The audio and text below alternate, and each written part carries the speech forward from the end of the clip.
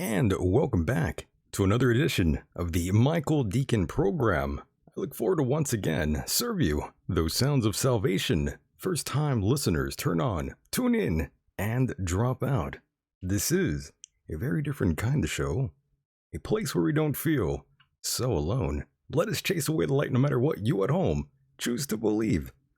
I do admire you for your curiosity. For those new in attendance, hello to you out there. Somewhere, anywhere. Thank you sincerely for finding this program. Joining me tonight, the professor is in, a regular and fellow top talent James H. Fetzer has drawn assignment this evening. You know the deal, moonrockbooks.com is where you can find his work. Thank you, ladies and gentlemen, for allowing me into your hearts and into your minds. Here we are again. On a night like this, hello to all of you in the chat room. And of course, for those that want to join in on this conversation, you too can get involved. That number is 760-332-8724. One more time, 760-332-8724. Now don't be afraid, it's only me and Mr. Jim Fetzer here. You're all welcome. Now, let's get down to brass tacks and bring in Mr. Jim Fetzer, who is patiently waiting. Now, Jim, what's going down? Oh, Michael, I'm just so delighted to be with you again. I'm hearing your intro as we speak. Oh, were you? Yeah, I'm hearing it in the background now. Oh, my God. Well, Jim, I apologize. You have to hear all that. I know what... There we go.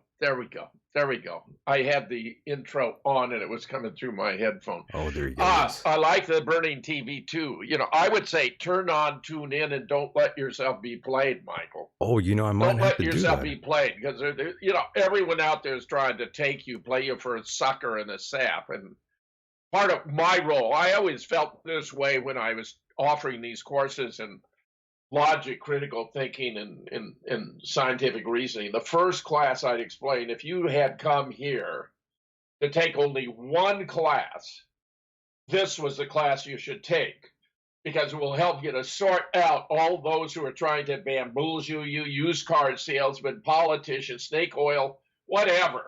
This is how you can cut through the muck, how you can learn the abuse of language, how you can find fallacies in logic. You don't want to let yourself to be taken advantage of. So, I've always felt that was my role with my students to make them more effective in accomplishing their goals in life. Very interesting. And of course, Jim, for those that don't know who you are, can you give us a brief summary? Well, let's see. I graduated from Princeton in 1962, where my class was the first to have as many public school graduates as private. I had graduated from South Pasadena High School in 1958. I was commissioned as a second lieutenant in the Marine Corps upon graduation, where I majored in philosophy, and it would be years later, I would discover that at the time I was there, Princeton was ranked #1 in the world in math, physics, and philosophy. So I had the benefit of a superb education. It turned out when I first arrived, I'd gone through the undergraduate catalog and circled all the courses that were of interest to me. And the overwhelming majority had to do with theoretical, conceptual, and methodological issues, and where the study of philosophy afforded the greatest concentration thereof, and which became the foundation and basis for all I did subsequently. I was 4 years in the Marine Corps, trained as an artillery officer, sent over to the Far East, but this was before Vietnam really blew up, so I had training ops in Japan twice, Korea, Formosa, R&R in Hong Kong, based in Okinawa. One of our memorable experiences was my first assignment when I joined up with, I was the fire direction officer for a mortar battery, 1st Battalion, 12th Marines, 3rd Marine Division, which when I arrived in Okinawa was base camped at Mount Fuji. So I was sent out by the CO to set up with the fire direction team to lob mortar shells around the base of the sacred mountain as in the distance you can see pilgrims making a trip. And I turned to the executive officer and said, "Who calls us ugly Americans?" Then when I returned to the U.S., I was assigned to the recruit depot in San Diego, where I had 15 DIs and 300 recruits under my command going through the training cycle. And then I was moved up to regimental headquarters to revise the train schedule. So instead of producing 8,000 recruits in 11 weeks, we could produce 11,000 recruits in 8 weeks. And I was there to watch it operate at maximum efficiency with mixed feelings in retrospect, because I feel the Vietnam War, like so many others in which we have engaged, was a colossal mistake. One of the more interesting events of that period was my brother. I have one full brother, then a half brother on my mother's side, and then 3 half brothers and a half sister on my father's side. Was a conscientious objector, and I wrote a letter of recommendation for him, and I imagine it's the only time that draft board received a letter from a captain as a regular officer in the Marine Corps supporting a conscientious objection, but he was completely sincere. I know he would have fled to Canada of his own conscience of necessity had he been drafted, but in fact, by what I believe was a 3-2 vote, he was classified properly as a conscientious objector. I don't think you've ever talked about your brother, by the way. Sorry to interrupt. No, that's okay, Michael. Yeah, I want you to interrupt any time at all. No problem. That I never mentioned Phil. Yeah. Yeah. I have Phil, and then I have Bill, and then I have Mark, Tom, Julie, and Hal. I mean, those are all my siblings. Okay. Yeah, so my parents divorced when I was about 5, and both remarried. So I have a half brother by my mother and stepfather.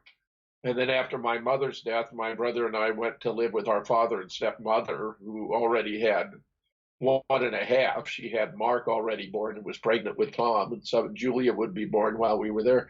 That was roughly, I had just finished 6th grade. So I entered South Pasadena Junior High School, and because they were getting a confluence of kids from a whole group of diverse class schools that were flowing into the junior high. I mean, I was just one more member of the class, and I enjoyed high school. When I graduated from Princeton, when I resigned my commission as a captain in 1966 to enter graduate school in the history and the philosophy of science at Indiana University, where the professor for whom I'd written my undergraduate thesis, and at Princeton then, I don't know if it's still true, all undergraduates had to complete a thesis, which would win the Dickinson Prize as the best essay in logic or theory of knowledge. He recommended I go to Indiana where I could continue my studies because the leading professor there was his foremost critic. And I always thought that was great. Here, this guy, Carl G. Hempel, who is the most influential among professional philosophers of any in the world, was encouraging me to study with Wesley Salmon, because Salmon was Hempel's foremost critic.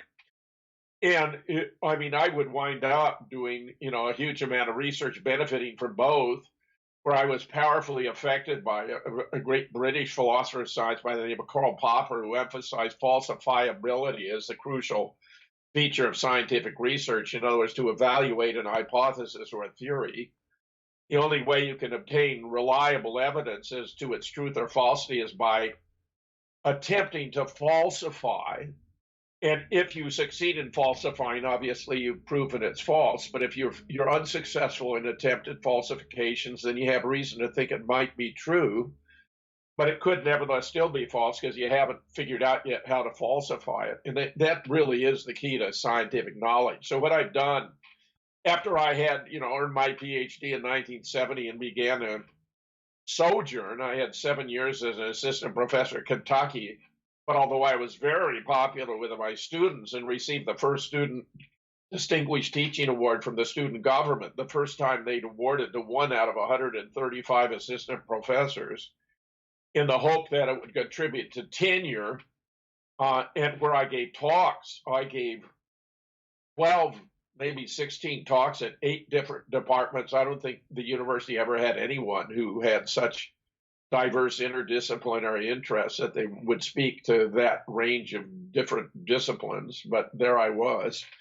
But I stepped on too many toes in the department. The head of the department then, who was actually had a PhD in religion, but had created the false impression that he was a philosopher of religion, wanted to have a PhD program at Kentucky. And I thought that was a misconception. We had a master's program. We took students who weren't well prepared, sufficiently prepared to enter a graduate school at another university and strengthen them. And we're doing a very successful job of it. But he wanted a PhD program. I opposed it. I stepped on the toes of the guy who'd been teaching logic because I was so successful. All these students were loving their courses in logic. I was given a group of TAs, and I taught them logic and how to teach logic to their students, and it was tremendously successful. That was the primary reason I was given the Distinguished Teaching Award. But he'd spent years convincing the department that the reason he got bad course evaluations was because he was teaching logic and students didn't like it.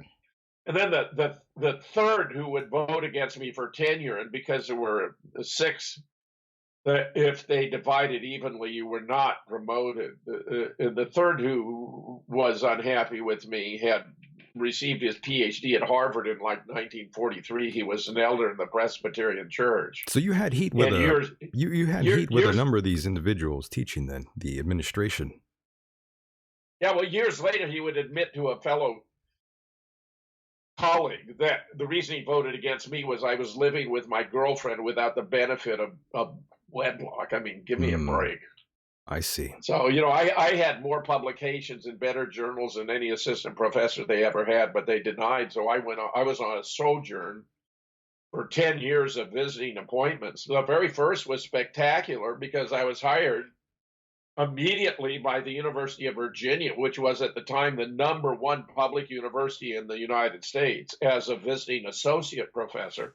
So essentially, Virginia was giving me the rank I'd been denied, except, of course, it was simply a visiting position. I would then come back and be hired at Cincinnati, had a year teaching and then a year on an NSF grant, during which I wrote my first book on the theoretical foundations of scientific knowledge, which was dedicated to Popper, and where I synthesized the work of Hempel and Salmon with an original theory of the nature of scientific explanations and the character of scientific laws, which had been heavily affected by Karl Popper's work and so forth.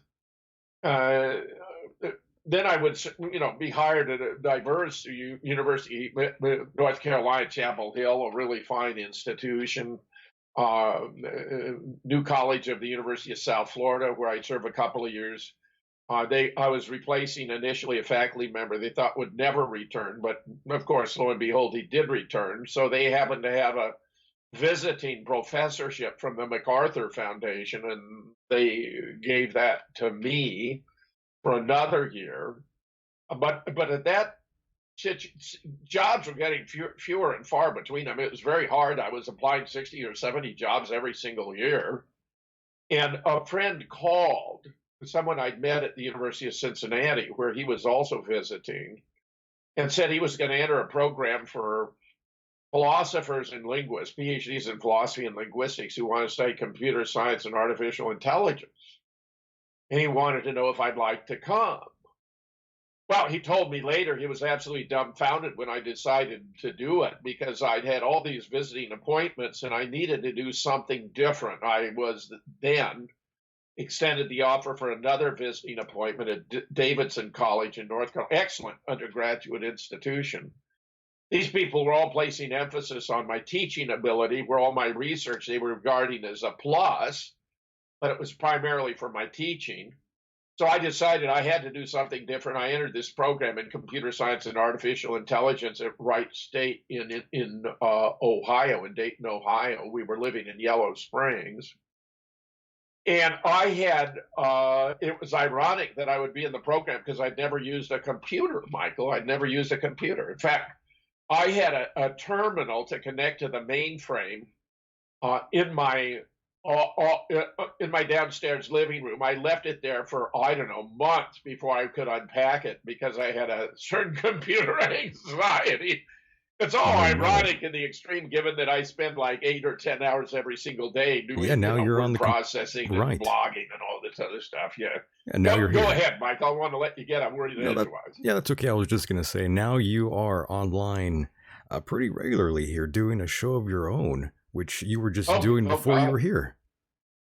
Oh yeah. Oh, I do 6 shows every single week. I do two-hour news shows every Monday. I do my own show, which is 2 hours on Wednesday, Friday, and Sunday, and then I do an additional 1 hour on Wednesdays called the New JFK Show, going through the most recent research on JFK. And so, I mean, I'm every week I'm on the minimum of 6 hours, and then I have the great pleasure to do shows with you and others, fairly often. I mean, probably one or two a week. So I'm actually have quite a presence on the internet.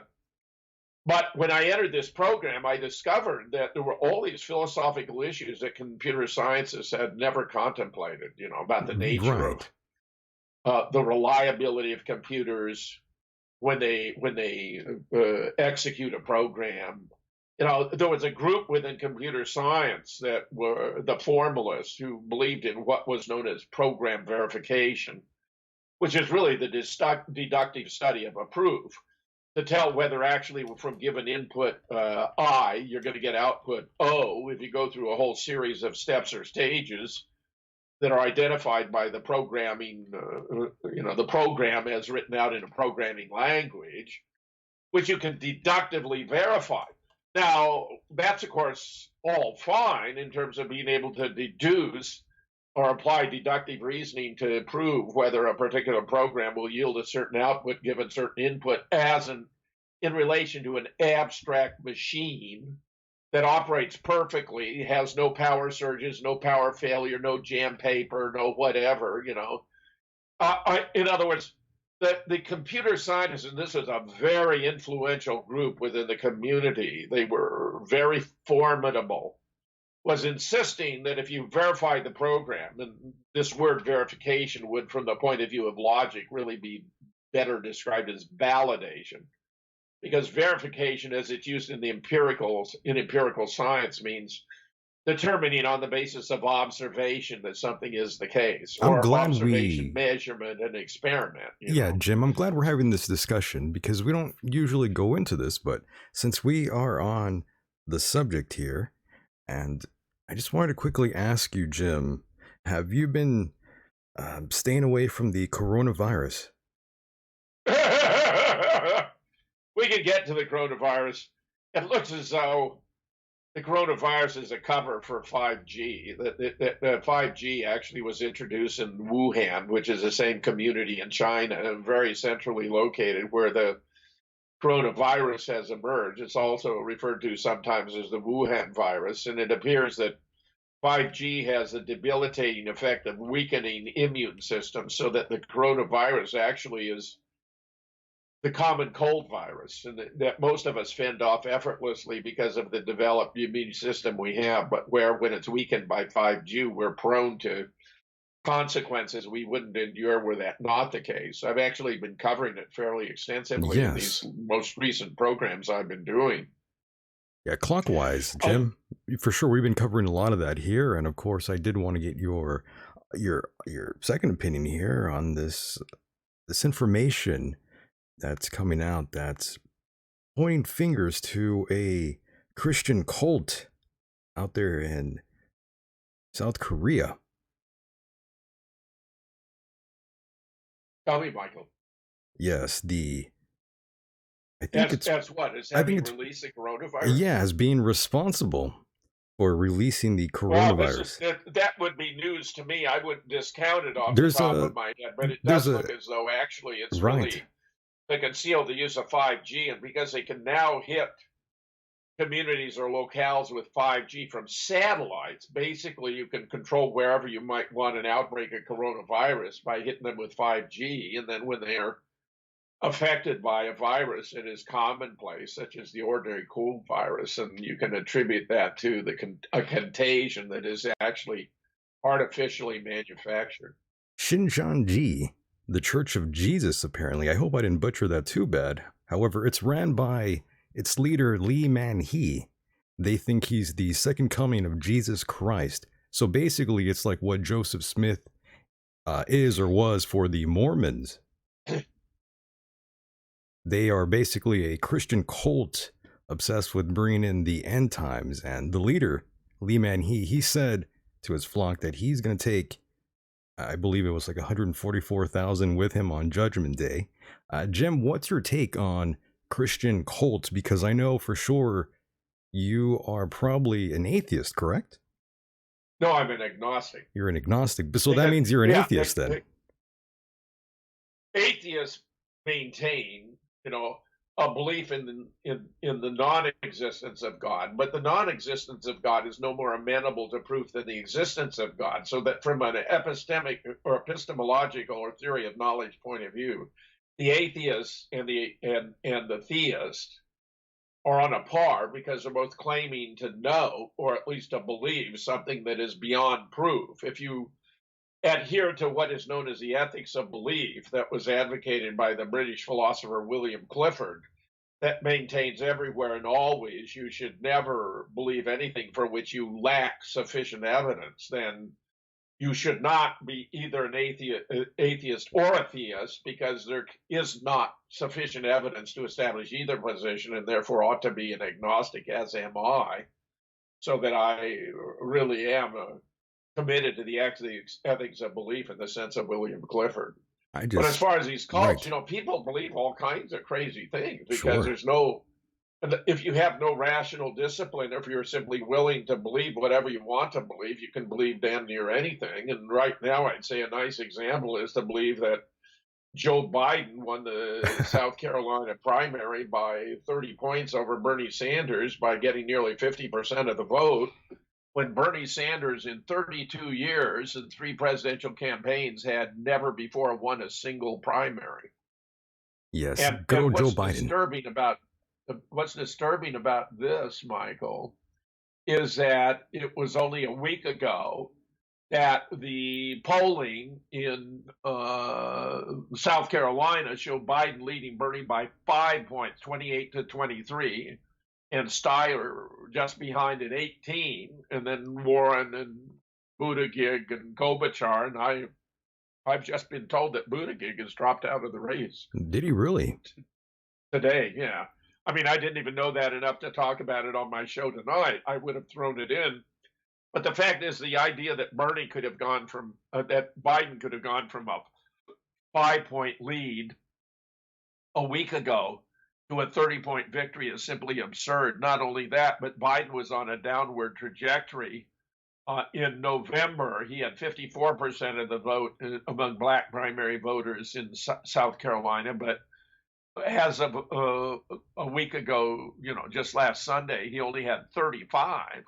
Steyer had been on upward. He'd gone from 2 to 24. Bernie slightly upward from 17 to 23.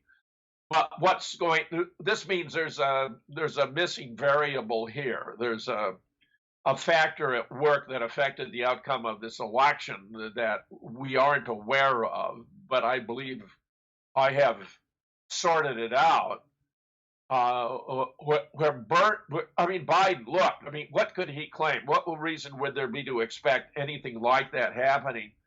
In Iowa, he finished 4th. In New Hampshire, he finished 5th. In Nevada, he finished 3rd. So, with those very mediocre performances, and the guy, in my opinion, is a completely mediocre person who seems to be affected by brain damage from aneurysms. Oh my. So he's committing unbelievable whoppers.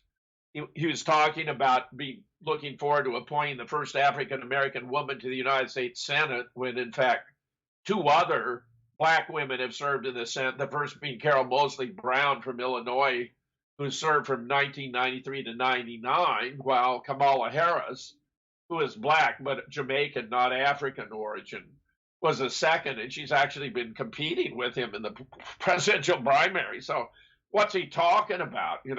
He seems to have confused the Supreme Court with the Senate. He's even described himself as running for the Senate when he's running for the presidency of the United States. He talked about 150 million Americans having died from gun violence since 2007, 150 million. Well, the population of the U.S. is only 330 million, Michael. So if 150 million had died, that would be like half of the United States. I mean, it's just absurd. He appears to have confused thousands with millions because there have been roughly 156,000 who've died from firearms-related homicides since 2007. He also has made other absurd observations, including claiming that he worked on the 2016 Paris Climate Accord with a former Chinese leader, Deng Xiaoping, who died over 20 years ago. I mean, Biden has lost it. And the idea that he had this somehow miraculous comeback is just ridiculous. So I've been contemplating, the possible explanation because it's not obvious on the face. And as I may or may not have reported during one of our previous conversations, there's a very distinguished social scientist by the name of Dr. Robert Epstein who testified to Congress last July about his research on Google and where Google had been using its algorithms to manipulate the vote and had brought somewhere between 2.6 and 10.4 million additional votes for Hillary in 2016. Now, Michael, the way they do this is really very simple. They know all the properties and political preferences of Google users through Facebook and other sources. It's been like a vacuum cleaner of personal information about every one of us. So if they have a particular project in mind, they want to affect a specific targeted audience, they could, for example, send out, but only to Democrats, a reminder that today is election day, get out and vote, and they can personalize it by having your name. And it appears that they have done that in the past, and that in 2016 they were responsible for Hillary winning the popular vote because Google turned out somewhere between 2.6 and 10.4 million votes for Hillary. His research, which is vast and extensive, and anyone can verify what I'm saying by watching his interview before Congress. You can find it on YouTube. Dr. Robert Epstein testifies to Congress. It's only about 10 minutes long, and believe me, it'll have a powerful punch because he's explaining how they're basically taking control of our elections away from us, Google. And then there's a second where he's having a conversational exchange between Ted Cruz, who's offering, asking a few questions, and where Epstein is correcting Cruz because Cruz thought Epstein was talking about something Google could do that would be a big project. And he's explained, no, it's effortless. All they have to do is hit a key on their keyboard and send this message to this targeted audience, and it's done instantaneously, and it doesn't cost them a dime. They can have massive influence over our election. Well, this appears to be what happened in South Carolina. Google, and we know this from many different sources, has dedicated itself to defeating Donald Trump in 2020. The situation we're in is that there are a lot of Democrat bigwigs who think that Bernie at the top of the ticket would be a disaster. We even have political commentators like Chris Matthews who are suggesting that the Democrats might be better off with Trump reelected than Sanders taking over the party. They're grossly underestimating Bernie's appeal to the population because we have recent polling showing that Bernie is strongest against Trump in Wisconsin, Michigan, and Pennsylvania. He's strongest against Trump in Virginia. He's the strongest against Trump in Texas.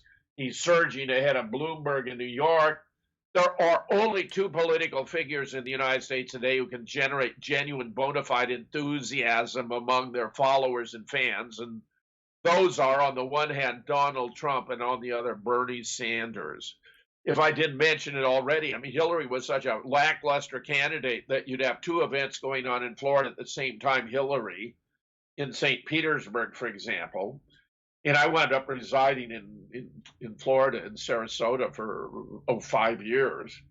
Hillary might draw 300, whereas Trump down in Boca Raton would be drawing 30,000. It was so embarrassing they actually photoshopped the campaign events of Hillary to make it look as though her crowd was just as large, enthusiastic, and impressive as Trump's. Well, Bernie's the only guy out there who's drawing enthusiastic crowds. People will stay up all night. They'll make stand in a line that goes around the block to get into a Bernie event. They won't do that for anyone else who's running as a Democrat. And I think Chris Matthews put it very concisely that they're so concerned they're going to have to manipulate the outcome. They don't want Bernie on the ticket, so they're now using Biden and previously Buttigieg, who, as I mentioned, just dropped out of the race today, to suppress Bernie so he won't have the 1990 votes he needs to win on the first ballot. Because if he doesn't win on the first ballot, all the delegates are released to vote for whomever they prefer. You've got 500 super delegates, and they don't want Bernie. So they're going to bring in and manipulate some outcome. But get this, see, all you need is a plausible reason for it. They'll say, well, it was this Jim Clyburn giving an endorsement for Biden in South Carolina that made the difference. But it didn't make the difference because everyone knew Clyburn was going to endorse Biden. This was no secret. But what Google is looking for is some way to explain the enormous surge that follows. So we get a new ticket. Maybe it would be a Bloomberg Hillary ticket, God forbid. No. I mean, Hillary is just a monster. But, something on that order. Or there's talk of Michelle Obama returning, that she can unify the party. You mean Michael? Mike, I know. Yes. Because this is a guy he was born Michael LaVaughn Robinson. He played football for Oregon State before he transferred to Princeton and assumed a female persona. His past physician, Dr. Rafael Espinoza, was entrusted with Michelle Obama's care during the 2008 presidential election. He's speaking out about something he feels the public needs a definitive answer on. With all the talk about Mrs. Obama much being a man, he felt he couldn't keep his mouth shut any longer. This is quoting him now. I know what I saw. Michelle Obama is not a woman who used to be a man. Michelle Obama is just a man with breast implants and a huge shaving bill. On the campaign trail, no medical staff were allowed to go near her other than to take vitals if she got sick, which she never did. I know what I know because I walked in on her, or he, when he was taking a leak standing up in a bathroom in Trenton. They paid me millions for my silence, but after seeing what they have done to this country, I just can't keep quiet any longer. Let them sue me. And we have photographs of Michelle with this unusual bulge that most women don't have. When she went on the Ellen DeGeneres show and was dancing, you could see there was something there that oughtn't to have been there if this was really a woman. We've even tracked down her parents, that the children were borrowed from another physician. And when you look at the kids in relation to her parents, the older girl looks just like her father, the younger just like her mother, because obviously two men cannot have children. In fact, the whole thing with Barack Obama has been massively suppressed. He had a torrid affair with Rahm Emanuel in Chicago in the bathhouses and all that before he was elected president. So then he brought Rahm along as his chief of staff.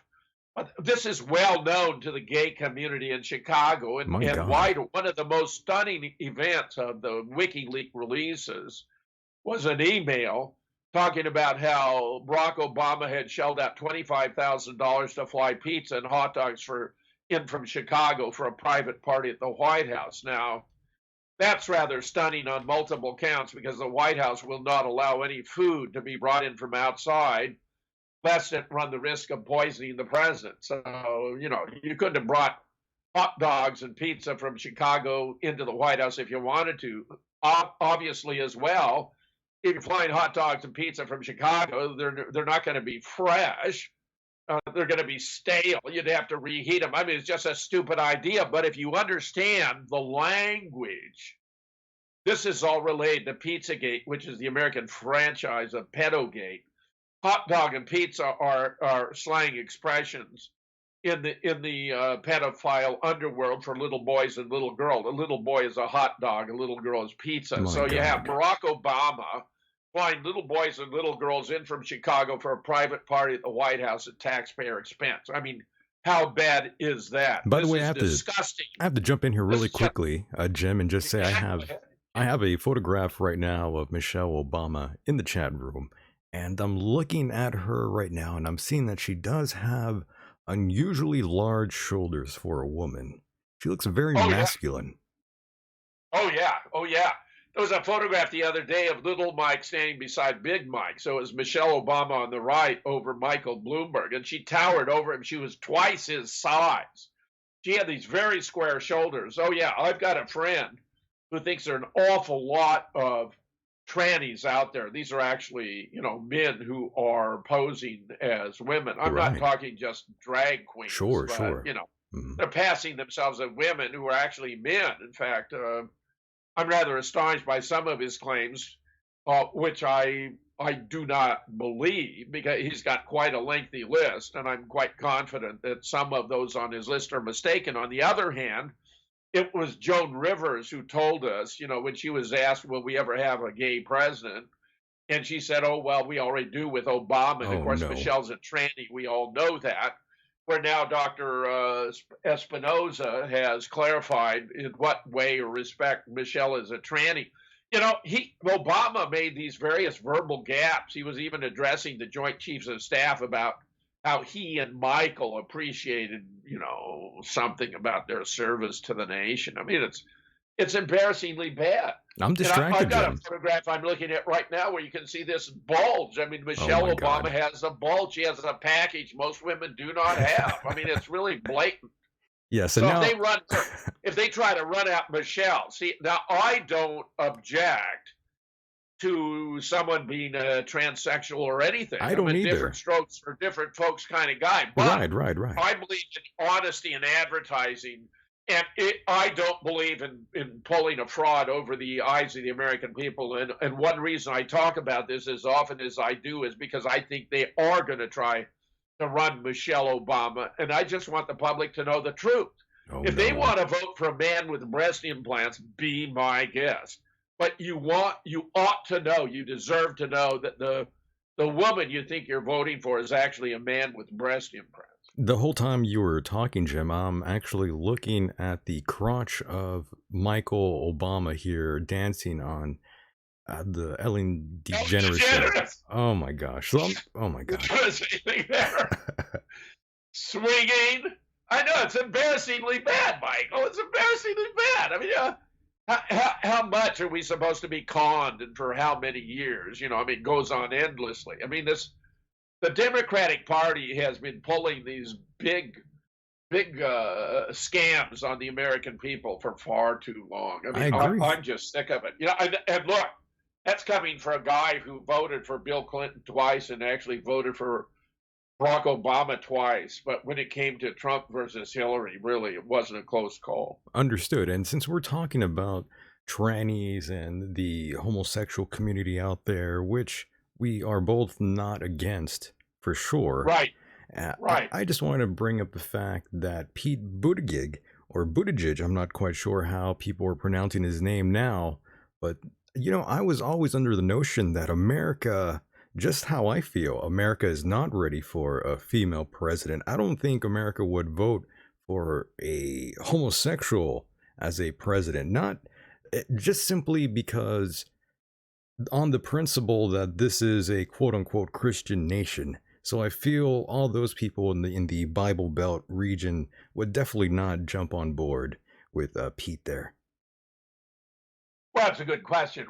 Is the country ready for a first husband? For a not first husband, lady, right? Yeah. And the photographs. I did a show recently where we juxtaposed a photograph of Bernie and Jane, and she's very good, decent person, but very plain, versus Trump and Melania, a gorgeous couple, and then Buttigieg kissing his husband. I mean, who are you going to vote for? I mean, No, you that's got what I this mean. really glamorous couple. Yeah, I like Bernie a tremendous amount. I mean, there are ways I could envision myself voting for Bernie Sanders under various conditions. He has I've said before, and I say again, I think if the Democratic Party had not sabotaged his campaign, but allowed him to run a nomination he clearly had earned and deserved because his foreign policy overlapped with that of Trump about getting, America out of the Middle East, these endless wars, and reallocating resources to benefit the nation. And his domestic agenda, I think, was more attractive in general than Trump's. I think Bernie could have beat Trump in 2016. Running Hillary, I mean, it was a huge mistake. She was polling so badly, they had to actually fabricate all the polls, and then they believed their fake polling that was virtually guaranteeing Hillary would be elected. You even heard statements made then that Trump voters might as well not turn out because Hillary's got it in the bag. Well, not only did she not have it in the bag, even Google coming through with between 2.6 and 10.4 million additional votes for Hillary didn't put it in the bag. But that's why you have these Democrats talking about getting rid of the Electoral College. It's most certainly not going to happen. But the idea of getting rid of the Electoral College is just an indication of how far they have fallen. Hillary didn't legitimately win the popular vote. It was manufactured for her by Google. And the genius of the Electoral College is that it means candidates for president can't just focus on the states with the largest populations, which would inevitably occur were the Electoral College not a part of our system of selecting our presidents. It requires attention be given to every state in the interest of that state because they have electoral votes that are going to make a difference to the outcome. I mean, Michael Moore, before the 2016 election, was projecting that Hillary was going to lose because she was neglecting the Rust Belt states of Pennsylvania, Ohio, Michigan, and Wisconsin. She never came to Wisconsin even once. And it was indeed the voters in rural counties in those states, especially Pennsylvania, Michigan, and Wisconsin, that had suffered many casualties from the wars in the Middle East, who voted for Trump, not with certainty, but in the belief that he was the less likely of the two candidates to continue those wars. And there's no doubt they were right about that. I mean, Hillary, we'd probably all be dead, nuclear war, if Hillary had become president. She's Jim, such a awful, fucking terrible person. Yeah, she's a terrible human being, no doubt. But there's another name that I want to throw out there for you. Just the shocking reality, Jim, is the fact that if Kim Kardashian wanted to run for president, she probably would be elected. Can you believe that? It's just ridiculous, isn't it, Michael? I mean, it could happen. Can't discount it. I mean, it's ludicrous. The very idea is ludicrous. But think about this.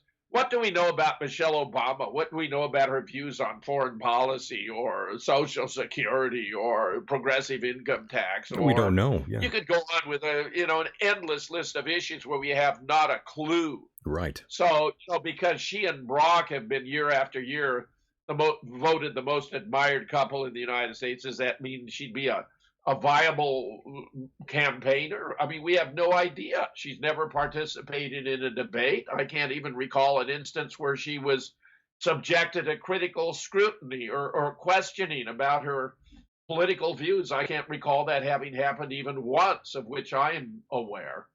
So, it's pretty bizarre, but that's where the Democrats are these days. And of course, their views on guns, wanting to take guns, are completely ludicrous today. Cynthia Tucker, whom I regard as a very good person, she's a columnist, of course, syndicated. Right. She's won a Pulitzer. She had a big article about how the great epidemic here in the United States is gun violence. Well, I wrote her a fairly lengthy letter just asking, whether she'd done any homework on the gun issue, that studies have shown that defensive uses of guns by American citizens occur between 500,000 and 3 million times every year. That 68,000 lives are saved, an estimated 68,000 lives are saved every year by the defensive use of guns. So that if you took away guns from the American people, actually, let me correct it, the number was closer to 200,000. The 68,000 was in my mind because a new report on Medicare for All shows that it would not only save $450 billion every year in terms of outlays for medical, all of our premiums, co-pays, and all of that, it would save $450 billion every year, but that it would save 68,000 lives every year. The gun control issue, defensive use of guns, saved closer to 200,000 lives every single year. And I say, Michael, if you took all these mass shooting events, if you assume they were real, where I have brought together experts to look at one after another, to take them apart to discern whether they are real or not, and those we've investigated, and now I have books on all of the following: Sandy Hook, the Boston bombing, Orlando and Dallas, Charlottesville, Parkland. New book forthcoming on Las Vegas. It would have been out had I not been distracted by this lawsuit, but also on 9/11, JFK, and even the moon landing. Every one of those, the views that are typically dismissed as being conspiracy theories are in fact true. Oswald didn't shoot JFK. There were 8 different shooters. You have to separate between the sponsors, the facilitators, and the mechanics, who are the shooters and their supervisors. Where Edward Lansdale, who was the Air Force general responsible for assassinations all over the world, especially a Phoenix program in Vietnam, appears to have been positioned the shooters and determined the sequence of shots. Each of the different groups that were sponsoring appear to have put up a shooter. We had a Dallas deputy sheriff. We had an Air Force expert. We had a Dallas cop tied to the CIA. We had a soldier of fortune, again, tied to the mob or the CIA. We had a representative of Israel from Toronto and the Bronfman family. We had a Dallas cop who was tied to the CIA. We had Lyndon Johnson's personal hitman. We had an anti-Castro Cuban.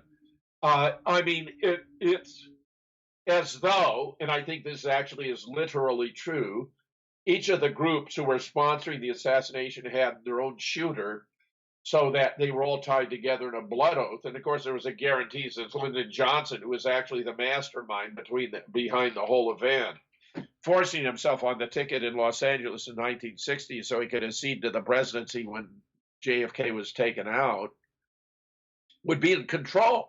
He'd be the new president. J. Edgar hated Jack and Bobby as well, and he'd use Edgar and the FBI to cover it up. The Warren Commission, totally manipulated. FBI controlled the information they got and didn't get. Alan Dulles, whom JFK had fired from the FBI, he actually retired him, but it was as a consequence of having been deceived about the prospects for the Bay of Pigs, where in fact the CIA knew that the Soviet Union had learned the date of the invasion and informed Fidel Castro. So Fidel knew we were coming. The Soviets knew we were coming. The CIA knew Fidel, and the Soviets knew we were. Everyone knew except for JFK, the commander-in-chief. And that's, of course, because they were trying to lure him into a trap where the young, inexperienced president would have to decide between acknowledging responsibility for this invasion and having as a failure and having egg on his face, or sending in the Marines, which they fully expected he would do, and where the whole invasion appears to have been organized by George H.W. Bush. It was codenamed Operation Zapata, same as the Bush family oil drilling rig. He rechristened 2 of the ships, one Houston and one Barbara. He did the same thing when he was a pilot. He named his plane after his wife, Barbara. We have a photograph of him standing in front of the Dallas, Texas School Book Depository after the event. He was actually, it appears, and the argument for this is very compelling, in the Daltech supervising the hit team with the Cuban, anti-Cuban Castro Cuban, who was using the only unsilenced weapon used in the assassination, a Mannlicher Carcano, to fire 3 shots to set up the acoustical impression of only 3 shots having been fired when there were actually 8, 10, or even 12. I mean, it's just staggering. And Jim, I must jump in here. I got to ask you this. A listener out there wanted me to ask you, who actually shot Oswald? Oh, yeah, I know. Yeah, this was Sean. He sent me an email. There you go. Sean is really on top of these things. Yeah, he did, about what he wanted to talk about. Well, this is, this is on the verge of incredulity. But then you see, if you know, for example, that this famous photograph taken by an AP photographer by the name of James Ike Alchin actually captured Lee Oswald standing in the doorway of the book depository as the motorcade was passing by, which means not only that he cannot be the lone demented gunman, but cannot have been one of the shooters at all. you begin to appreciate the enormity of the scam to which the American people were subjected. Well, Ralph Sinkay, who organized the Oswald Innocence Campaign, which is predicated on the proposition that Lee was innocent of in the assassination of having shot JFK because he was standing in the doorway. And I tell you, the proof we have here is rock solid. It's not only that the person in the doorway is the right height, weight, build, shirt, and T-shirt as Lee was wearing when he was arrested, but the facial features are also those of Lee Oswald and not of Billy Lovelady, who was 2 to 3 inches shorter, 15 to 20 pounds heavier. And while the shirt on the man in the doorway is a long sleeved, rather worn shirt, Billy was there in a short sleeve, red and white vertically striped shirt where the FBI called him in on the 29th of February, 1963, which was also a leap year, just as this year was a leap year. So we had, in fact, the South Carolina primary on the 29th of February, too. They took photographs, and Larry Rivera, who's done the most brilliant work on JFK of the last 10 years, in my opinion, with whom I do this weekly New JFK show hosted by Gary King of New Orleans, has done a superposition. He's mastered the principles of photogrammetry, which is the application of mathematics to the study of photographs, and discovered that if you want to compare two faces to determine whether or not they're the same person, you have to get a similar perspective of the photograph and then set the distance between the pupils of their eyes the same. And if you set the pupils of the eyes the same distance, then you can compare all their features. And when you do that with the image of Doorman in this famous photograph, you can see it turn into Lee Oswald, exact fit. And if you try Billy Lovelady, the ears are too low, the jaw's too big, the nose doesn't fit. It's obviously Lee and not Billy. That's the only candidate the government has ever offered for the man in the doorway. And ironically, Billy was actually in the doorway too, but he was standing to the left of Lee Oswald.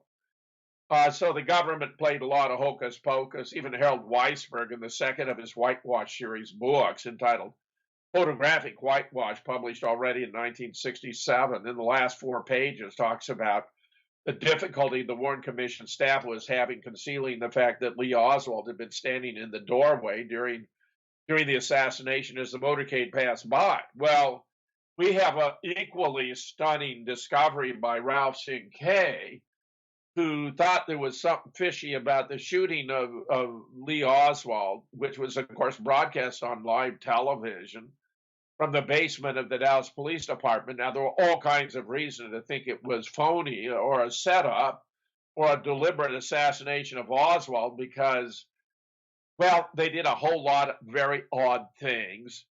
They didn't really need to transfer Lee Oswald. So that was a setup in the first place. They changed his clothing and put a dark sweater on Lee so that if he were shot, you couldn't actually see the blood on the clothing.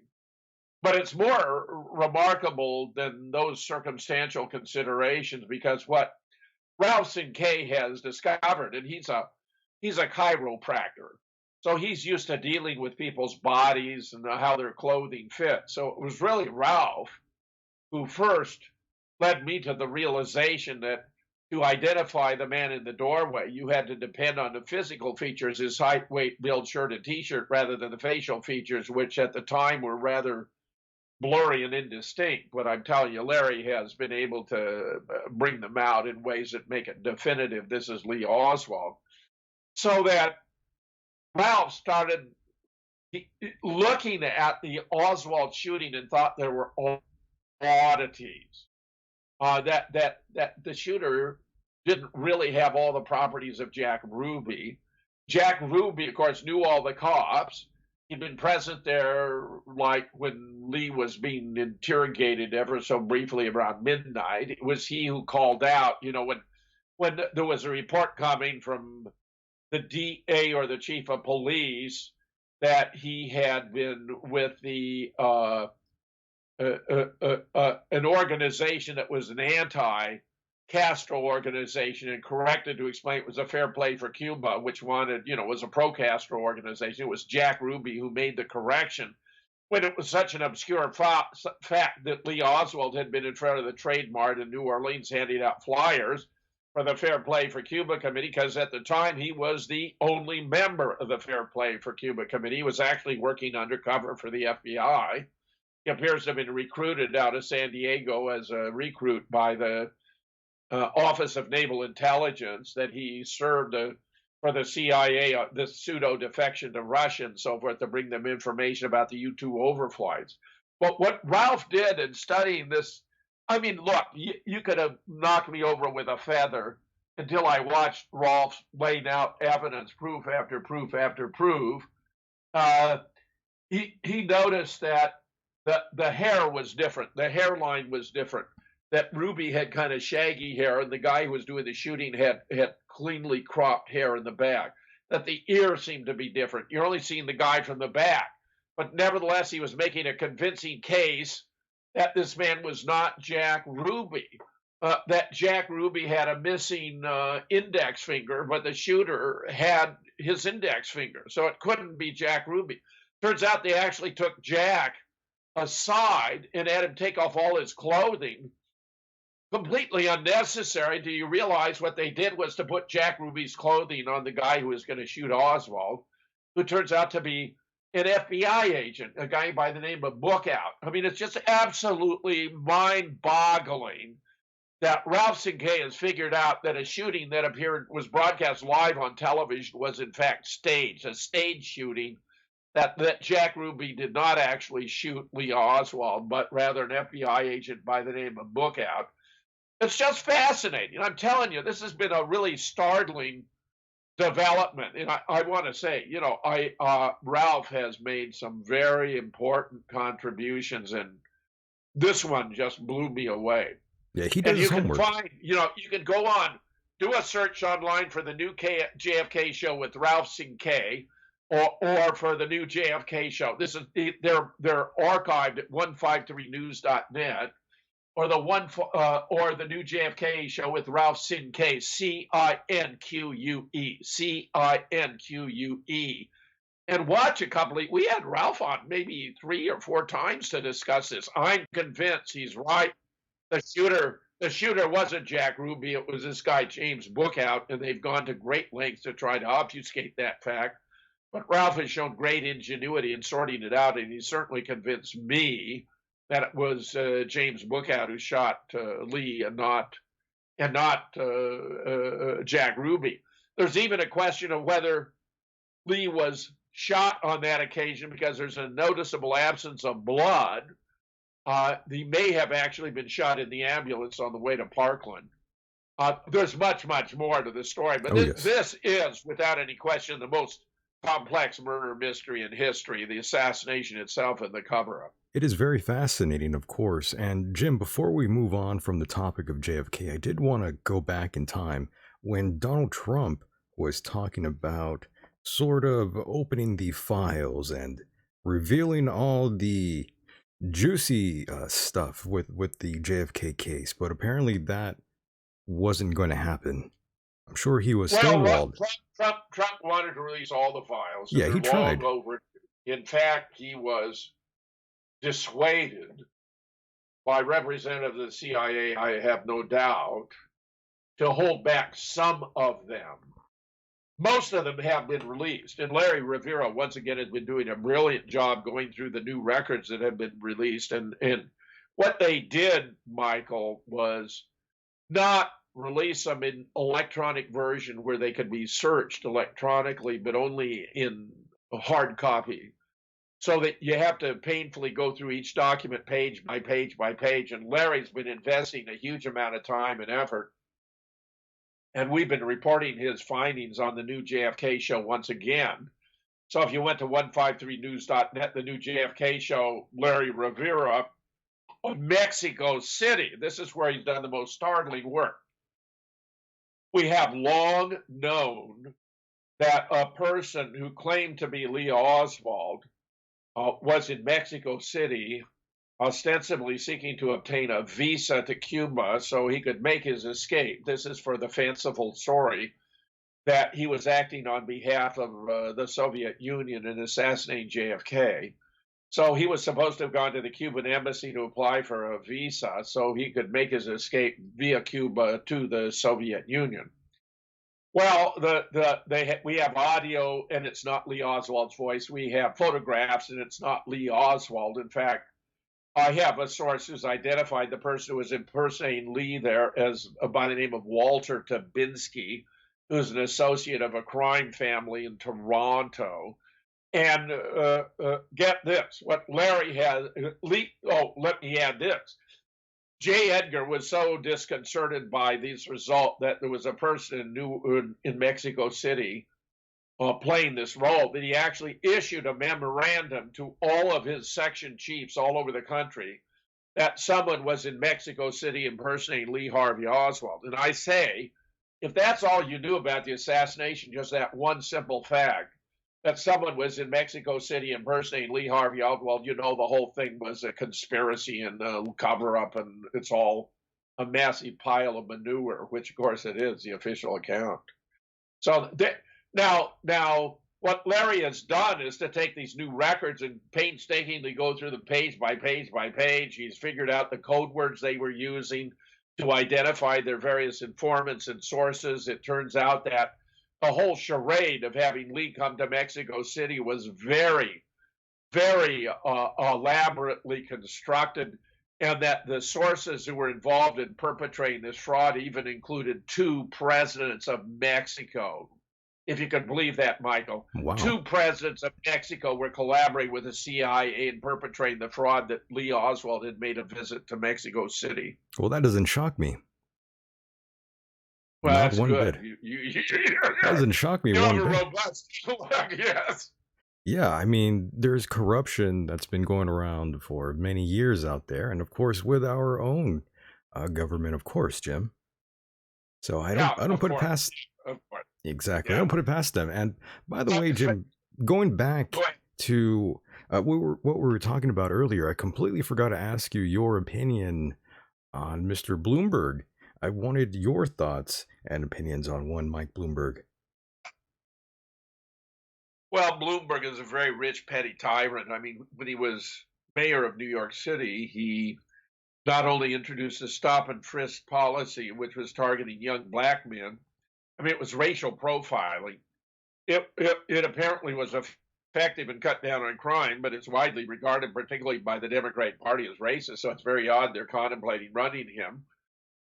In addition, he wanted to micromanage every aspect of our lives, so New Yorkers were not allowed to buy, say, a Slurpee in a big cup because he felt it was contributing to obesity. Yeah, so here obesity. you have, we got half the country is overweight, right? Right. I'm among them. My wife's among them. I mean, it's a very common malady. But the fact is, he wanted to take a step to reduce obesity by not allowing New Yorkers to buy a big Slurpee in an extra large cup. Well, this actually was disadvantageous to the poor, who get a better buy per value by getting a drink like that in a big cup than they do in a smaller. But the point is, it indicates that the guy is obsessive. He wants to manage every aspect of our lives. And of course, he was at the time a Republican. Now, I just ask, here's the big picture question. These guys, these Democrats, have spent over 3 years now demonizing the President of the United States on the ground that he's a white, rich, racist, sexist billionaire from New York City. So they're going to defeat him by running a white, rich, racist, sexist billionaire from New York City. I mean, it's absurd, Michael. It's just absurd. Who now declares himself to be a Democrat? I mean, give me a break. By the way, we have audio. He's not doing well in the polls. He is making a difference because he made an effort to buy the state legislatures in 16 states, and he actually wound up buying them in 14, the most important being Virginia, where I'm very relieved to report that 4 moderate Democrats supported the Republicans in opposing the draconian bill to confiscate AR-15s and other very popular sporting rifles, which are really the weapons we most need to defend our nation's security or ourselves from the tyranny of our own government, which appears to be why the Democrats want to take them away from us, leaving ourselves helpless in the face of adversity. Dr. Eowyn, who runs a Fellowship of the Mind's blog, which I highly recommend, a while back, superimposed a 2016 political map over a 2014 crime map. Lo and behold, the areas of the United States where gun crime has run rampant are all controlled by Democrats. I'm talking about LA, San Francisco, Chicago, most obviously. I mean, how can anyone in their right mind not understand that in Chicago they have the most stringent gun laws, but also the highest crime violence rate? In fact, it's true around the world that gun ownership and homicide rates are inversely related. So that the more gun ownership, the lower the homicide rate. It's true all over the world. So, these Democrats just don't have their heads screwed on right. And that's why I wrote to Cynthia Tucker to suggest she needed to do a little homework, because she could do a great deal of good. The country would be much, much safer with more guns. It sounds ironic, but would be much safer with more guns. And there's study after study that reinforces this point. There's a guy named John Lott who has a book about it called The War on Guns, available on Amazon, unlike my book, Nobody Died at Sandy Hook. And you can just read thorough documentation of study after study that shows that the more guns, the lower the homicide rate. So if you want to lower the homicide rate, you don't want to oppose guns, you don't want to confiscate guns, you want to authorize concealed carry across the entire nation, and the gun crime rate would drop dramatically. Jim, we have audio here of Mr. Mike Bloomberg sending shots out there. Let's roll that audio. You ready, Jim? Go ahead. Okay.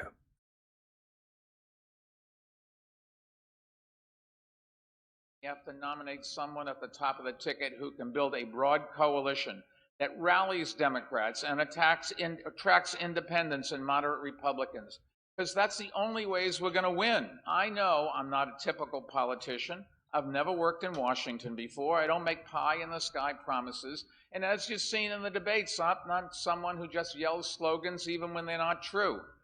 I believe, let me tell you seriously, I believe we need a leader who is ready to be commander-in-chief, not college debater-in-chief.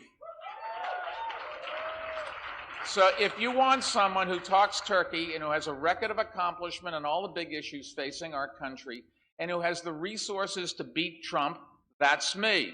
If you want a debater, you got the wrong guy here. And that's Mike Bloomberg there. Well, he's trying to apologize for the fact that he's been a terrible debater. I mean, he got steamrolled. But I mean, look at the list I just gave you. They've been attacking Trump for all of these right. heretofore vices that are exemplified in spades by Michael Bloomberg. In fact, I don't think Donald Trump has a racist bone in his body, but I do not believe that's true of Michael Bloomberg. I don't even think Trump is much of a sexist. He just had enjoyed the life of a playboy, and he was very successful. Bloomberg is a whole nother matter. There have been something like 45 women have brought 65 lawsuits against him for sexual discrimination. Oh, wow. Improprieties. I mean, look. So you're telling me he's touching more. This guy is a target-rich environment when it comes to politics. Trump would make mincemeat of Michael Bloomberg. So you're telling me, Jim, that Bloomberg is much more hands-on than Joe Biden. Oh, well, that's a problem with Biden, too. Yeah. I'm sure I've reported before that Biden is way too handsy and frisky. But He's very Biden touchy. has this history of corruption. Even the Ukrainian prosecutor he had fired, who's back he's actively pursuing an investigation of Biden for corruption in Ukraine, and they're going to find all kinds of very bad stuff. It turns out that I have a report that virtually all the foreign aid that's been sent from the United States to Ukraine has been divided up by 40 rich figures around the world, 10 of whom are Democratic politicians. So this Ukraine thing is going to massively backfire. That's why they were trying to go after Trump. They're trying to conceal their own malfeasance, see. Trump is not only not a racist, and I'm 100% convinced of that, he's been very successful.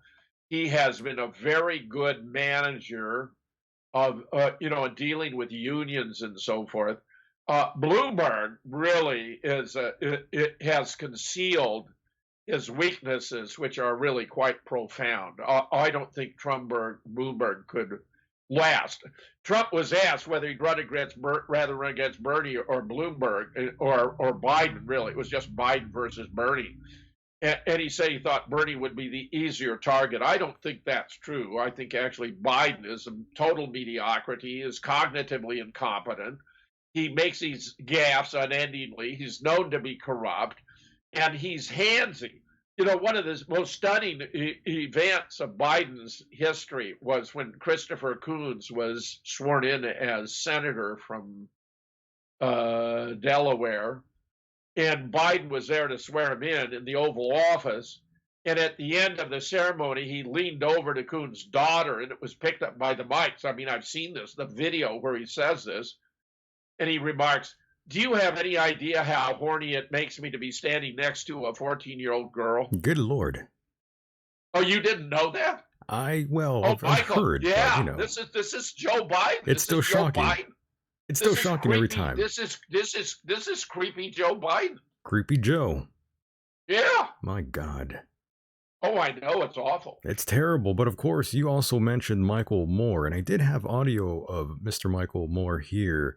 Also, also taking some shots. Let's play audio of one Michael Moore who was just on recently. This is pretty fresh audio here. The President of the United States, there's an obvious pandemic afoot across the globe. He understates how many people have, that we know they have it in this country, 4 times as many as the number he gave. If you have the president telling people it's a hoax, that there's nothing to worry about, that it will disappear, as he said yesterday, and it'll be a miracle. I sat there just now thinking before I came in here, which is more dangerous, a virus or a president who says that? Because at least if we were honest and knew everything about the virus and the facts were all out there, science could start to deal with it. The whatever inoculation needs to, whatever we need to come up with, whatever we need to invent, we can start that process.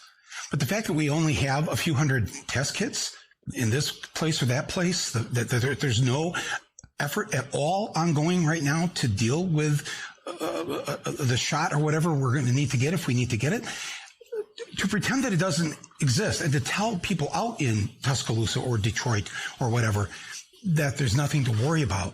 And if he's wrong, and if the World Health Organization is saying it's now at the highest risk level, what do you call that man who tells his people that there's nothing to worry about? And not only that, it's made up by the Democrats and the media. This is, I hear Bernie say this all the time. This is the most dangerous president we've had. And yes, and you nod. And we've all said this maybe for 3 years. He's dangerous about this or that, the EPA, climate change, this. But this, forget about politics. Forget about Republicans and Democrats and who's running. That is the most dangerous thing I've ever heard a president say in my lifetime. And I just heard it 7 minutes ago. And I come out here and I don't know what to say to you other than what apparatus do we have to arrest, not arrest as in handcuffs, but to arrest the enforced ignorance that he is propagating here. And that was Mr. Michael Moore. Yeah, I have liked him on a lot of grounds, but here he just literally does not know what he's talking about. The coronavirus has been a big deal. I've got several blogs about it on my blog. Go to jamesfetzer.org and just start going back, and you'll see several on coronavirus. It all appears to be really a cover story for the adverse effects of 5G, which are deleterious to our immune systems. Did I already talk about this? Not Michael Moore just doesn't understand what's going on here. The Wuhan, the city where the virus broke out, is a city where 5G was first introduced. And 5G has the effect of weakening the immune system so that viruses, and the coronavirus appears to be virtually indistinguishable from the common cold virus, so that if our immune system is operating properly, then we're really not vulnerable to coronavirus. The number of deaths appears to be exaggerated. Michael Moore, I'm sorry to say, suffers from the very deficiency he was accusing the president, that he doesn't know enough about the science. But see, this is an area where it's easy to propagate falsehoods, and it's a form of panic that's supposed to promote vaccines, where my personal opinion is the danger isn't from the coronavirus. The danger is from 5G on the one hand, which does appear to have this ability to weaken immune systems, and for many other reasons is a killing machine. We should get rid of 5G. It's one of the worst ideas ever conceived by the mind of man. And on the other, the fact that the vaccines are causing tremendous damage. Congress did this incredibly stupid. I mean, you want to talk about a stupid action by Congress of granting an absence of liability to Big Pharma for vaccines they produce. This was induced under an earlier scare of Ebola, where the companies, this was a setup. They claim there's a big threatening Ebola virus. Ebola is real nasty. But the companies say, well, if they produce a vaccine, they wouldn't want to be held liable, And the Congress granted them an absence of liabilities. They can produce any damn vaccine they want. They can kill as many people they want. They can't be held liable because of the stupidity of Congress. If you're going to allow a company to produce a product that can kill people, you got to hold them liable, so they'll take care to make sure it doesn't kill people, lest they be sued and lose their company and their fortune and whatever. Instead, Congress has done just the opposite. And it may be in part because the Congress is Zionist-occupied territory. AIPAC is the most powerful lobby in Washington. And when Bernie has denounced AIPAC, this was the most exhilarating moment of the South Carolina debate, when Bernie Sanders denounced the role of Israel in controlling the United States and AIPAC in particular. I mean, he was very good. I said to myself when Bernie made those observations, you may have just elected yourself president of the United States, because you're most certainly not going to hear these strong condemnations of AIPAC and of the apartheid state of Israel, or condemning Bibi Netanyahu as a racist from Donald Trump. It's Trump's major weakness, in my opinion, is he appears to be too much under the influence of Israel and Bibi in general, and Bibi Netanyahu in particular. I admire Bernie on this count particularly. I was just so impressed to hear him make those statements. Elizabeth Warren has also declared she's not going to go to AIPAC. But even the Israeli foreign minister, while claiming he wouldn't interfere in U.S. elections, went on a long rant attacking Bernie Sanders and saying no Jew should support Bernie Sanders because he's not being sufficiently supportive of Israel by refusing to go to AIPAC and criticizing Israel, meaning he's saying he's not going to interfere in our election, and then he proceeds to interfere in our election. Yes. It's Bernie's right. And, the Israeli lobby is wrong, but it exercised a powerful grip on the U.S. Congress, such that many of us intermittently refer to the United States of Israel. I just don't see how Bernie is going to pull out the victory when Biden is sort of the chosen one now. Well, but they're only using Biden temporarily. That's just to deny Bernie enough votes to have a first-round nomination. Yeah, they're That's trying all. to knock Bernie off for sure. But Biden is totally incompetent. He's completely corrupt. He has this history of remarks like that. Look, how powerful would it be to have a 1-minute commercial where you see Biden leaning over to Coon's daughter saying, "Do you have any idea how horny it makes me to be standing next to a 14-year-old girl?" How far is he going to go with the electorate when you run that commercial on national television? Just run it once. Just run it once. It's like the Daisy commercial when Lyndon was running against Barry Goldwater. He had this video of a little girl picking a daisy, and then in the background, a mushroom cloud went off. He only played it once. The media played it 100,000 times. I mean, what is it with these? Lyndon was almost as astute about using the media to advantage as is Donald Trump. No one has had the mastery of the media as Trump possesses. By the way, Jim, I just want your opinion. What is it with politicians and those in high power positions and roles that they play in the workforce? Why are so many people obsessed with underage girls. Just look at Anthony Weiner, for instance.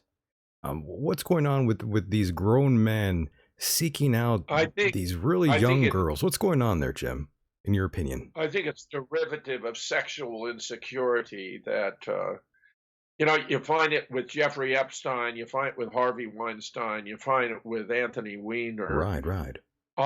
We're getting reports now that both Harvey Weinstein and Jeffrey Epstein had genital oddities. It appears to me that Harvey Weinstein had a penis but no testicles and has a vagina. That means he's a hermaphrodite. Hermaphrodite, right. Yeah. But how is sexual that? property. How is that even possible, though? I mean, that was the only time we've ever heard a woman come out and say that about Mr. Weinstein. No one's ever said that before. So I was just shocked to hear that he's like a hermaphrodite then. Well, he does appear to be a hermaphrodite. Well, it's so embarrassing. That's so weird. Personal, Yeah, it is a little. I mean, you're having to dark admit you have seen this guy who is a monster's genitalia. Then you're going on and describing them, which is rather repulsive in and of itself. But look, a similar thing. I recently thought about why Epstein had this desire or preference for young girls. It's because they're not sexually experienced. They don't know that what they're dealing with, if Epstein was similar to Weinstein, and it may be, is not a normal male penis, that this is an atrophied version. I think they're having these young girls who aren't sexually experienced, they find it a source of security because they're not embarrassed by the girls knowing better. I think it's on that order. That's really weird. And by the way, Harvey Weinstein and Jeffrey Epstein, very, very close, by the way. Good friends. Yeah, I'm not surprised, Jesus. And of course, with Bill Clinton, who apparently has an odd-shaped penis, but, was obviously clearly heterosexual. I mean, he was dipping his whip every opportunity he had. Well, I mean, he had to. He had to go for it. Well, Hillary is not a particularly attractive person, of course, but, Roger Stone revealed in his book, The Clintons' War on Women, and I think that, they have never forgiven him for it, that Chelsea is not the offspring of Bill Clinton and Hillary, that Bill shoots blanks. His sperm is impotent.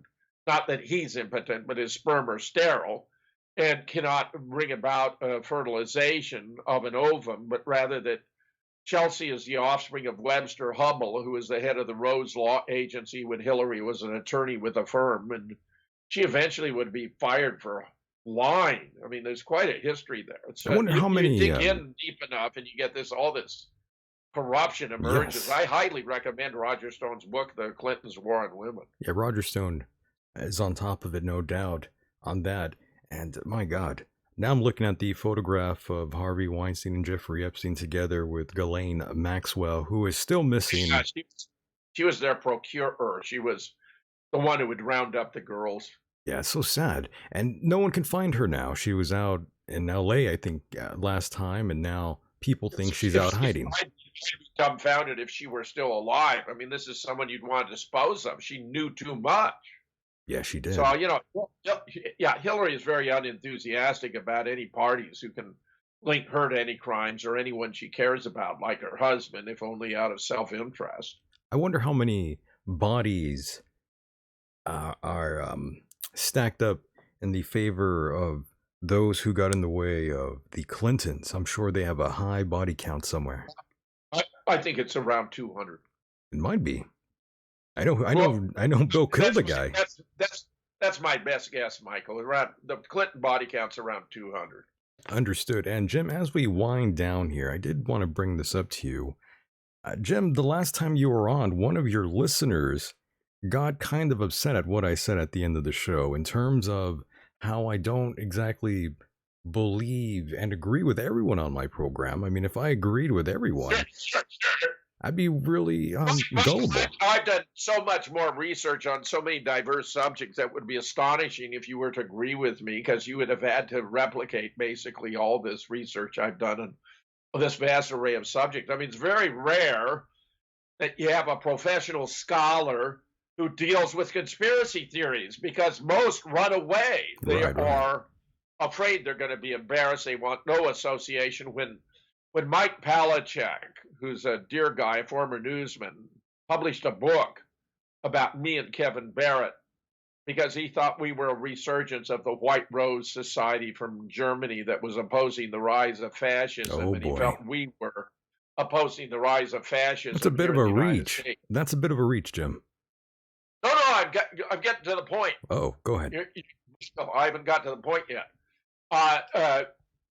He reached out to a number of former associates and colleagues of mine, and one of them, I shall not name, but he was like my closest friend for 20 years, refused to make a contribution because he didn't want to be associated with my conspiracy theories. But what I'm doing is conspiracy research. As I've already explained, I'm taking these conspiracy theories from weak rumors, speculations, guesses to strong empirically testable to sort them out. And time again, we found that the people who were being classified as conspiracy theorists had it right, and those who were defending the official narratives had it wrong. And we have been able to prove it. That's all I meant. For sure, for sure. I was just kind of perplexed that it came from one of your loyal listeners. I just thought, isn't that strange that he would try to snitch me off to you, Jim? I thought it was funny. Michael, look, there's so much double dealing out in the world. He was just trying to sensitize me. Sure, he thought sure. you had said something that was I understand that, no doubt. A form of intellectual repudiation. I've never felt that from you ever once. I really feel a strong affinity for someone I've never met in person. I've enjoyed every conversation we've ever had. I found you to be a very thoughtful, intelligent, concerned individual with a lot of knowledge. And I've never felt any sense of your seeking to take advantage or misrepresent or whatever, anything in relation to me. So when he wrote that to me, I just kicked it over to you just to get your clarification because I was virtually certain he had it wrong. And of course, but it was out of a sense of protection, No, he only cares, yes. And look, there have been people who have interviewed me. There's a fellow named Jason Goodman. I'm convinced now today that Jason is probably Mossad. He had me on to talk about 9/11 and got into a discussion about planes or no planes. And when I was explaining how we knew from the video that Flight 175 had not actually hit the South Tower because the plane disappears its whole length into the building in the same number of frames it passes its whole length through air, a point I did not make originally, but which is absolutely true and irrefutable, meaning there's no diminution in velocity which would of necessity take place if there were the typical collision effects. It means a plane just disappears into the building, which is a physical absurdity, so that we know what we're seeing in the video cannot possibly be correct, cannot possibly be true, that we're witnessing a fantasy. And when he couldn't defeat that argument, he just shut me off. He just took me off the air. Wow. Might have happened. Yeah, I think it's happened twice. I've done thousands of interviews. This with Jason Goodman, and then there's a fellow named Clyde Lewis who took me off. And I think we might have been talking about the Holocaust, but we might also be talking about Sandy Hook. I think it was actually Sandy Hook. He didn't take me off for talking about the Sandy Hook, but he did terminate the conversation because I was talking about Sandy Hook. Didn't take me off for talking about the Holocaust, but I think did take me off for talking about Sandy Hook. It was just real odd. Wait a minute. This was Clyde Lewis, Mr. Conspiracy Theory. Mr. Conspiracy Theorist Clyde Lewis, correct? Yeah, well, whoever the guy is, yeah, he's fairly prominent, I'm told. I mean, wow. I had no idea he would do such a thing. I thought he was all about freedom of speech. A lot of people were dumbfounded. I got a fair amount of feedback at the time. I'm pretty surprised to hear that. When was that? Others converge in my conclusion that Jason is not on the up and up. See, here's the deal.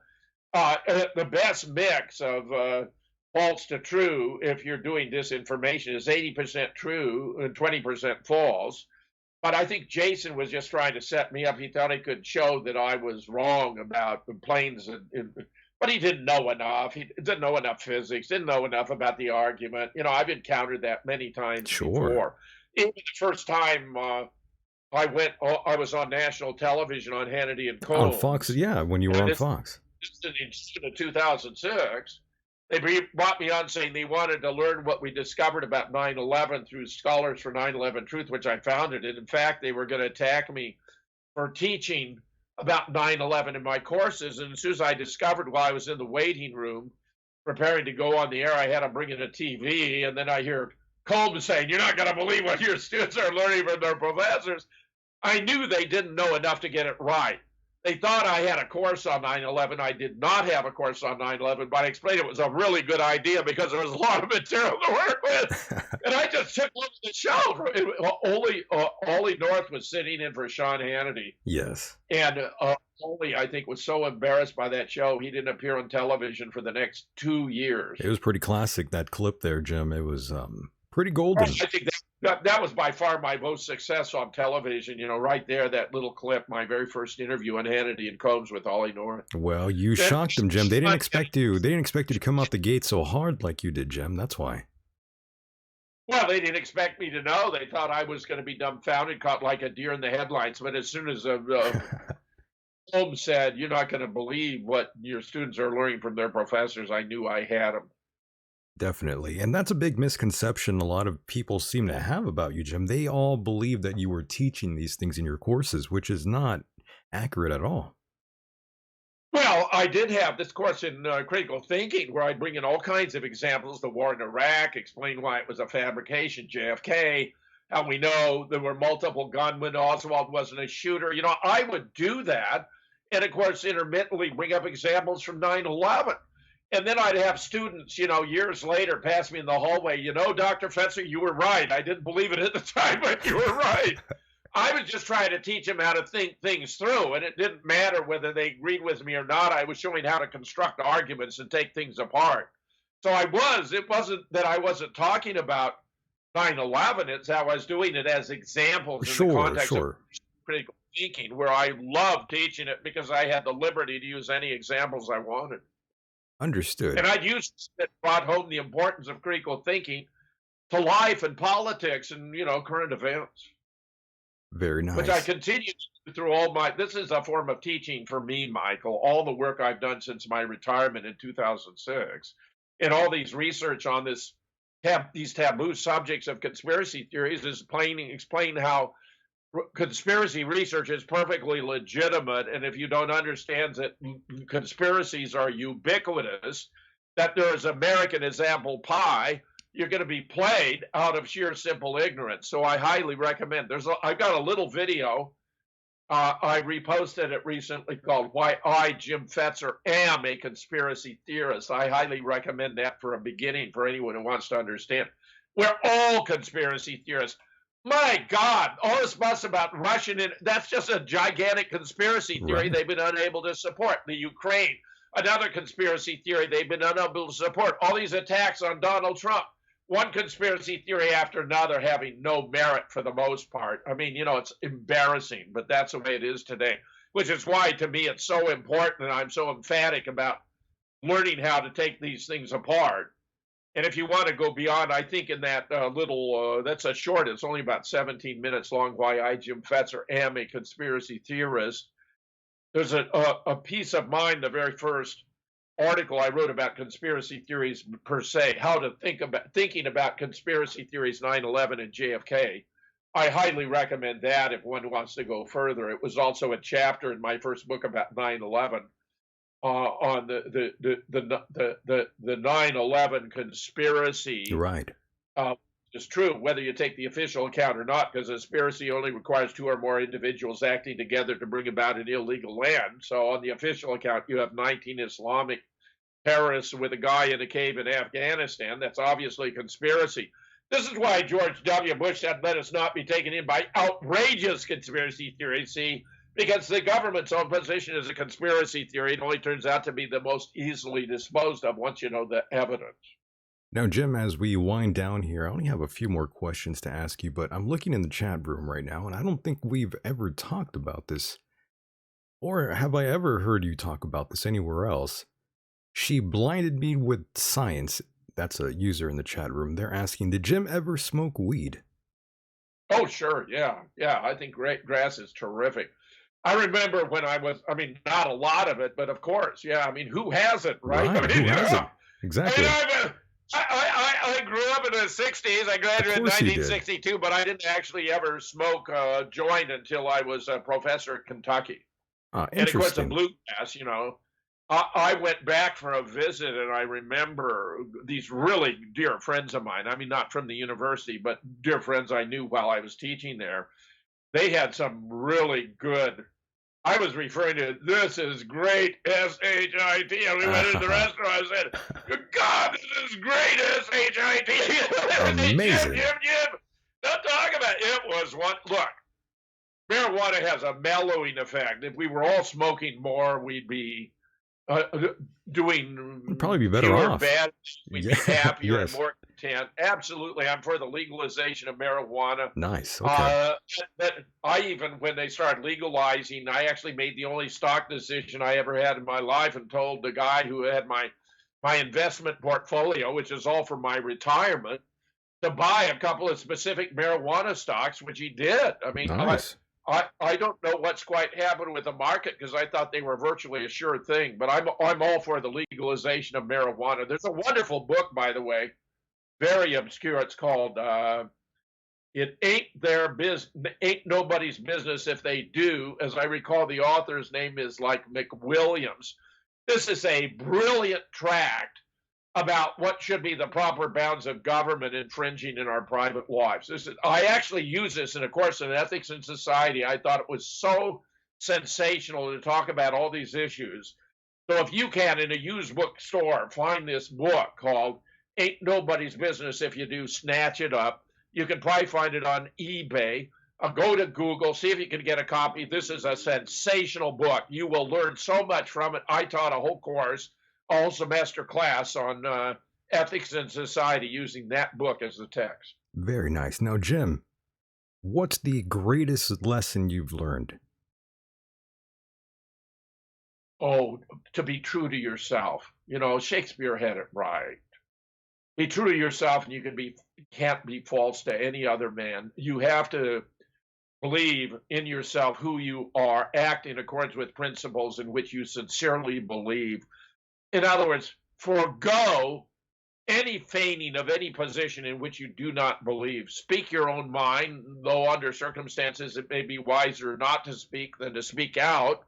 But just be true to yourself. That's probably the most important life lesson one can acquire in life. Great answer. And of course, what are you reading right now currently, Jim? Oh, I do so much writing, Michael. What I read in relation. I do these news shows, comprehensive news shows. So every single week, I'm pouring through hundreds of news reports, hundreds of reports and videos about what's going on because I put together these news shows. They typically are based on PowerPoints with 88 slides. I find that I and a commentator can cover stories of 88 slides in 2 hours with intelligent comment. So I'm spending my time sifting and winnowing through the stories of the day to determine which are the most important and deserving of discussion on the air. That's my primary preoccupation.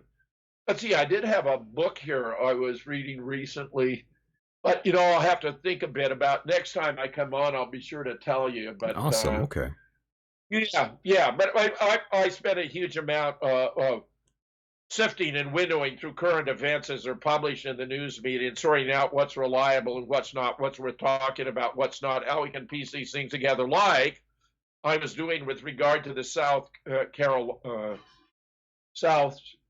Carolina election here, because it appears that Google is manipulating the outcome behind the scenes, and I therefore encourage everyone as the homework assignment from tonight, go to my blog and read the story. Jim Fetzer, simple proof. Google manipulated South Carolina primary for Joe Biden. And Jim, where can people hear you again? Oh, I'm telling you, all these shows they're being posted on 153news.net. There are others on BitChute. If you go to my blog, right at the top, there are two different collections of videos you can access. I've heard the guy who's been putting up my videos. He suffered a series of personal setbacks with very good friends and associates having died under unusual circumstances, at least Bummer. one suicide. And he even lost his dog who got out and was hit by a car. So Oh, that's too this is a bad. wonderful guy. I am so grateful to him. And right now he needs my support more than I need his, but he's been wonderful. He posts them up. So if you go to 153news.net, the name Gus Chambers will get you to the vast majority. I mean, Gus has put up hundreds and hundreds of my videos. Understood. Thank you so much, Jim, for being a part of the program yet again. It's always an honor and pleasure to have you grace the air here on the Michael Decon program.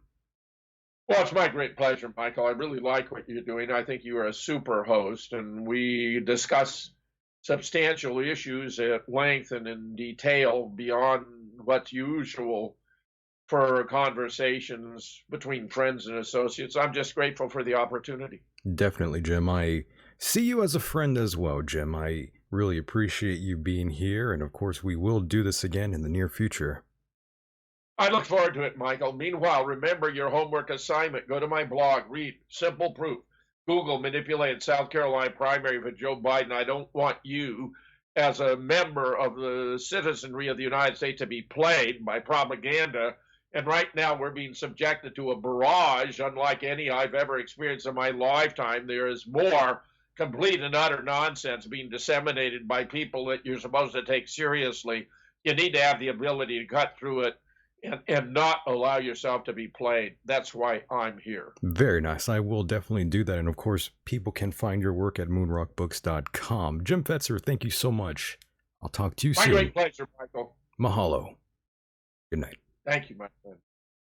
And there he goes, boys and girls. That was the one and only Jim H. Fetzer. I hope you enjoyed that. And my God, look at the time.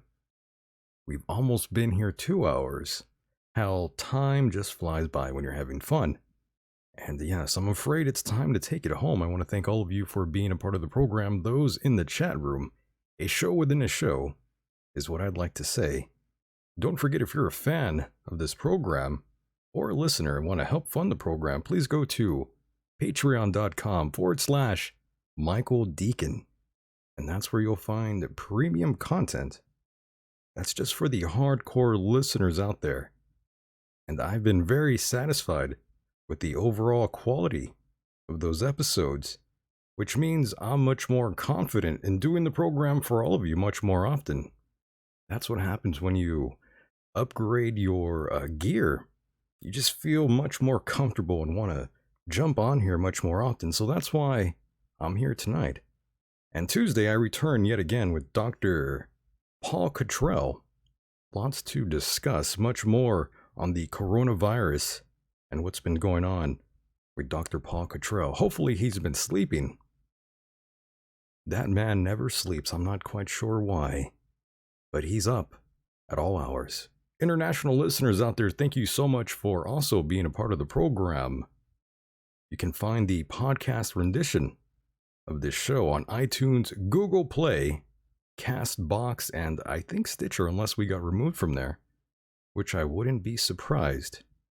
You know how it goes. Remember to stop shaking hands with strangers, and remember to boost those immune systems. The biological warfare is here. Stay safe, everyone, no matter where you are on this island Earth. I'm Michael Decon, and with that said, the world is a mysterious place, and life itself is a mystery. Until next time, good night.